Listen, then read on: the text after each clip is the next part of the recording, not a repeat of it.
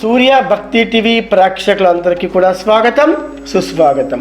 ఈరోజు పంచాంగం ఆగస్టు 10వ తారీఖు 2024 సంవత్సరం శనివారం. శ్రీ క్రోధీనామ సంవత్సరం, దక్షిణాయనం, వర్ష ఋతువు, శ్రావణ మాసం, శుక్లపక్షం. ఈరోజు సూర్యోదయం ఉదయం 6:01 ప్రారంభమైతే సూర్యాస్తమయం 6:41 వరకు ఉంది. ఈరోజు తిథి షష్ఠి, తర్వాత తెల్లవారుజామున 5:45 వరకు ఉంది. ఈరోజు వర్జము 12:03 నుంచి మధ్యాహ్నము 1:50 వరకు ఉంది. దుర్ముహూర్తము ఉదయము 7:43 నుంచి ఉదయము 8:33 వరకు దుర్ముహూర్తం ఉంది. రాహుకాలము ఉదయము 9:11 నుంచి ఉదయము 10:46 వరకు ఉంది. ఈరోజు పంచాంగం సమాప్తం. నమస్కారం. సూర్య భక్తి టీవీ ప్రేక్షకులందరికీ కూడా స్వాగతం, సుస్వాగతం. మనము గురోపదేశం అనే కార్యక్రమం ద్వారా ప్రతిరోజు కూడా ఏదో ఒక కొత్త విషయాన్ని గురించి తెలుసుకోవడానికి ఇక్కడ మనం అందరూ ఉంటున్నాము. ఈరోజు మనం చెప్పబోయే, అంటే మీరు తెలుసుకోబోయే గొప్ప విషయం ఏమైనా ఉంది అంటే సంగమేశ్వర స్వామి వారి యొక్క ఆలయం విశిష్టత. దాని గురించి మనం ఈరోజు తెలుసుకుందాం. నిన్నటి భాగంలో గోదాదేవి అమ్మవారి యొక్క విశిష్టత గురించి నిన్నటి అంశంలో తెలుసుకున్నాం. మొన్నటి భాగంలో శ్రావణ మాసం యొక్క విశిష్టత గురించి మొన్న చెప్పుకున్నాం. మరి ఈరోజు కొత్త విషయము సంగమేశ్వర స్వామి వారి యొక్క ఆలయము, ఆ ఆలయం యొక్క విశిష్టత గురించి మనం ఈరోజు తెలుసుకుందాం. ఏకంగా 7 నదులు కలిసి ఉన్న ప్రదేశాన్ని అనమాట, 7 నదులు కలిసి ఉన్న ప్రదేశాన్ని సంగమేశ్వర ఆలయం అనే పేరుతో పిలుస్తారు. ఏడాదికి 8 నెలలతో పాటు నీటిలో ఉండి కేవలము 4 నెలలు మాత్రమే భక్తులకు దర్శన భాగ్యం కలిగించే ఆలయము సంగమేశ్వర స్వామి వారి యొక్క ఆలయం. వేల సంవత్సరాలు చరిత్ర ఉన్న పవిత్ర స్థలం ఏదైనా ఉంది అంటే అది కేవలం ఈ దేవాలయం మాత్రమే. ఎందరో మునుల తపస్సుకు ఆశ్రయమిచ్చిన ప్రాంతము ఈ ప్రాంతమే. అదే కర్నూలు జిల్లాలోని సంగమేశ్వర స్వామి వారి యొక్క ఆలయం. జిల్లాలోని ఆత్మకూరు పట్టణానికి సుమారు 20 కిలోమీటర్ల దూరంలో కృష్ణానది దగ్గర సంగమేశ్వర స్వామి వారి యొక్క ఆలయం ఉంది. సప్తనది సంగమంగా పిలువబడే ప్రాంతంలో ఉన్న ఈ ఆలయము సంగమేశ్వర స్వామి వారి యొక్క ఆలయంగా చాలా ప్రసిద్ధికెక్కిందనమాట.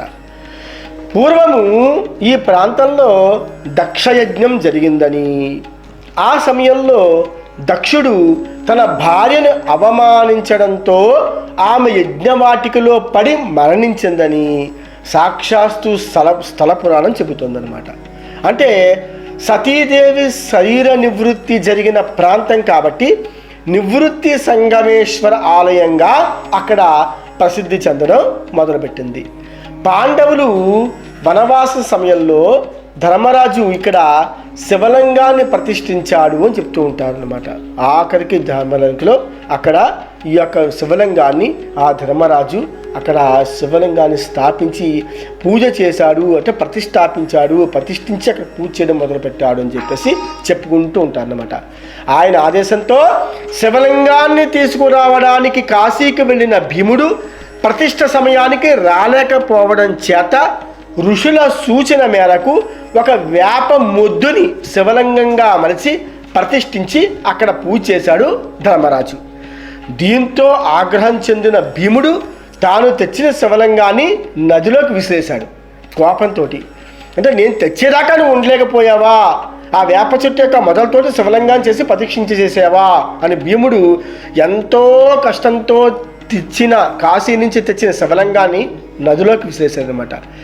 దీంతో భీముడిని శాంతింపచేయడానికి అతను తెచ్చిన శివలింగాన్ని ఆ నదీ తీరంలోనే ప్రతిష్ఠించి భీమలింగంగా దానికి పేరు పెట్టాడనమాట. అంటే భక్తులు భీమేశ్వరుని దర్శించుకున్న తర్వాత సంగమేశ్వరుని దర్శించాలి అని సూచించినట్లు సాక్షాత్తు ఆ స్థల పురాణం మనకి చెబుతుందన్నమాట. ఒకప్పుడు ఒక వెలుగు వెలిగిన ఆలయం క్రమంగా నెమ్మదిగా ప్రస్తుతం శిథిలమైపోతుంది. ప్రస్తుతం కనిపిస్తున్న ఆలయాన్ని సుమారు 200 సంవత్సరాల క్రితం స్థానిక ప్రజలందరూ కూడా అక్కడ అందరూ కలిసి ఆ గుడి కట్టుకున్నారు. సుమారు 1,20,000 చదరపు అడుగుల విస్తీర్ణంతో ఆలయంతో పాటు చుట్టూ ప్రాకారం నిర్మించినట్లుగా ఆ యొక్క శిథిలాలను చూస్తే మనకు పూర్తిగా అక్కడ అర్థమవుతుందన్నమాట. అంటే ఈ ప్రాకారానికి ఉత్తరాన గోపుర ద్వారము, పశ్చిమ వైపు ఉన్న దక్షిణ ద్వారాలపై మండపాలు అక్కడ నిర్మించబడి ఉన్నాయి. ఇదంతా కూడా స్థల పురాణ చరిత్ర మనకి విశదంగా చెప్తుందన్నమాట. కానీ ప్రస్తుతం అవి ఏమీ కనిపించట్లేదు. కాలక్రమేణా అన్నీ కూడా శిథిలమైపోయాయి అన్నమాట. ప్రస్తుతం కనిపించే ప్రధాన ఆలయం అత్యంత సాదాసీనంగా ఉందన్నమాట. ఒకప్పుడు గొప్పగా కనిపించే ఆలయం పూర్తిగా ప్రస్తుతానికి సాదాసీదగా తయారైపోయింది. ముఖ్య మండపం పూర్తిగా శిథిలమైపోగా అంతరాలయము, గర్భాలయం ఆ రెండు మాత్రమే ఏదో కొద్దిగా ప్రస్తుతము దర్శనమిస్తూ ఉన్నాయన్నమాట. గర్భాలయంలో సంగమేశ్వరుడు పూజలు ఈరోజు కూడా అక్కడ అందుకుంటూ ఉన్నాడు. శివుడి వెనక వైపున ఎడమ భాగంలో శ్రీ లలితాదేవి, కుడివైపున వినాయకుడు మనకి దర్శనమిస్తూనే ఉంటారన్నమాట. అంతకుముందు వారిద్దరికీ కూడా వేరు ఆలయాలు ఉంటూ ఉండేవి. కానీ పూర్తిగా శిథిలము అయిపోవడం కారణం చేత లలితాదేవి గణపతులను తిరిగి ఆ గర్భాలయంలోనే ప్రతిష్టాపన చేయడం జరిగింది. అన్ని ఆలయాలలాగా ఈ క్షేత్రంలో నిత్య పూజలు జరగవు. ఈ ఆలయం ఎక్కువ రోజులు శ్రీశైలం ప్రాజెక్టు నీటిలో మునిగి ఉండడమే ముఖ్యమైన కారణం అన్నమాట. మరి మరో విషయం చెప్పాలి. 1000 సంవత్సరాల క్రితం సంగమేశ్వర ఆలయంలో ప్రతిష్ఠించిన వేపలింగం ఈ రోజుకు కూడా చెక్కు చెదరకపోవడం చాలా మనకి ఆశ్చర్యం కలిగించకుండా మానకుండా ఉంటుందన్నమాట. ఆలయం ప్రాంగణంలోని అనేక ఉపాలయాల్లో, అంటే ముఖ్యమైన ఆలయం సంగమేశ్వరుడు యొక్క ఆలయం చుట్టూ కూడా చిన్న ఉపాలయాల్లో దేవతామూర్తులు పూజలు అందుకుంటూనే ఉండేవారు. ఈ ఆలయాలన్నీ కూడా నెమ్మదిగా శిథిలం అవడంతో కర్నూలు జిల్లాలోని అనేక ఆలయాలకు వాటిని తరలించుకుని పోయారన్నమాట. ఒక్కొక్క గుడికి ఒక్కొక్క విగ్రహాలు తీసుకుపోయి అక్కడ మళ్ళీ ప్రతిష్టాపన చేసుకున్నారు.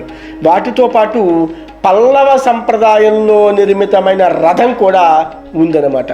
దానిని పురాతత్వ శాఖ వారు జగన్నాథ గుట్టకు తీసుకువెళ్ళిపోయారు.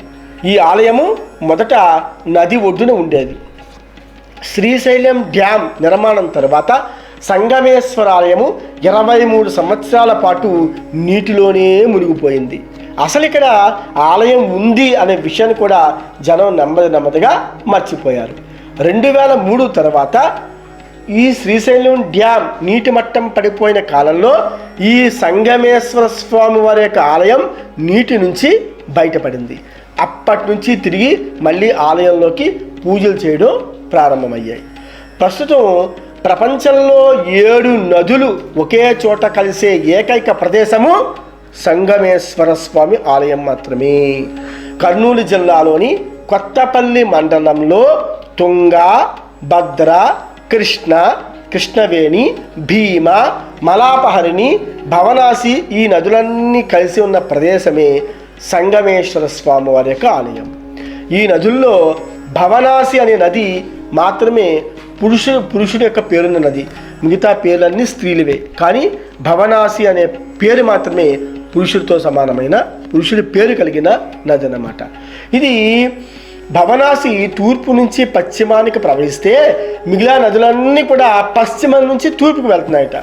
ఈ నదులన్నీ కూడా కలిసి జ్యోతిర్లింగము, అష్టాదశ శక్తిపీఠము, శ్రీశైలం పుణ్యక్షేత్రాన్ని తాకుతూ ప్రవహించి చివరికి సముద్రంలో కలిసిపోతాయి అనేది చరిత్రగా మనం చెప్పుకుంటూ ఉన్నాం. ఈ దేవాలయంలోకి మనం వెళ్ళాలి అంటే శ్రీశైలం నుంచి, అంటే దగ్గర కర్నూలు దగ్గర నుంచి 55 కిలోమీటర్ల దగ్గర నంది కొట్కూరు ఉంది. అంటే నంది కొట్కూరు దగ్గర నుంచి ఒక 20 కిలోమీటర్ల దూరంలో ఉన్న ఈ క్షేత్రానికి వివిధ మార్గాల ద్వారా మనం చేరుకోవచ్చు. నంది కొట్కూరుకు 16 కిలోమీటర్ల దూరంలో ఉన్న మచ్చుమర్రి అనే గ్రామానికి బస్సుల ద్వారా చేరుకుని అక్కడ నుంచి 6 కిలోమీటర్ల దూరంలో ఉన్న సంగమేశ్వర స్వామి వారి ఆలయానికి ఆటోల ద్వారా జీపుల ద్వారా మనం వెళ్ళొచ్చు అనమాట.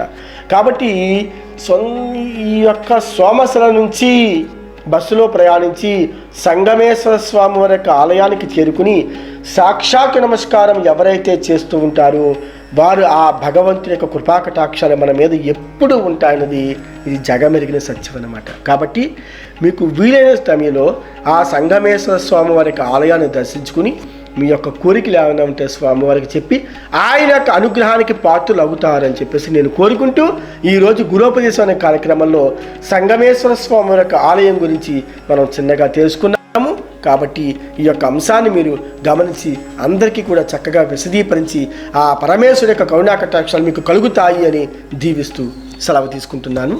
నమస్కారం.